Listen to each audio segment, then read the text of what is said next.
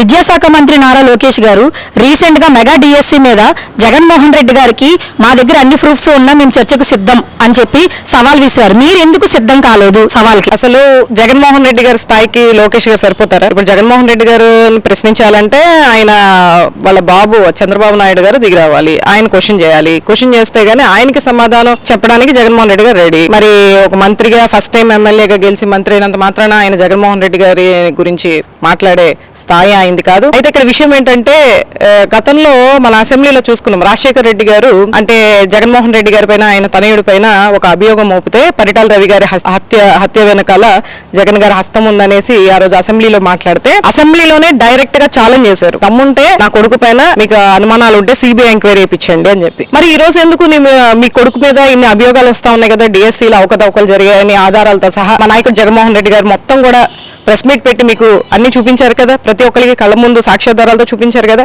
మీరు ఈ రోజు నిజంగా అవినీతికి పాల్పడలేదు, అన్యాయానికి పాల్పడలేదు అని అనుంటే మీరు ఖచ్చితంగా ఈ రోజు సిబిఐ ఎంక్వైరీకి ఎందుకు మీరు సపోర్ట్ చేయట్లేదు?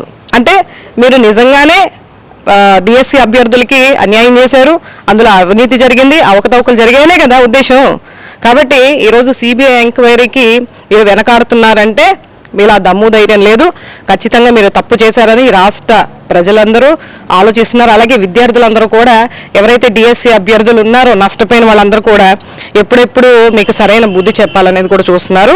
ఇది ఇంతటితో ఆగదు, రాబోయే రోజుల్లో పెద్ద ఎత్తున కూడా మనకి ఎలా అయితే ఢిల్లీలో జంతర్ మంతర్ దగ్గర ఏ విధంగా అయితే విద్యార్థులు తలుచుకుంటే ఏ విధంగా మరి కేంద్ర విద్యాశాఖ మంత్రి రాజీనామా చేయాల్సినటువంటి పరిస్థితి వచ్చిందో, మరి మోడీ గారు ఏ విధంగా దిగొచ్చారో అదే విధంగా ఇక్కడ ఆంధ్ర రాష్ట్రంలో కూడా మరి సిబిఎన్ కాదు కదా, ఇక్కడ ఎన్డీఏ కూటమి ఉన్నా కూడా అది ఏదో విధంగా నిర్వీర్యం అవ్వాల్సినటువంటి పరిస్థితి ఖచ్చితంగా వస్తుంది.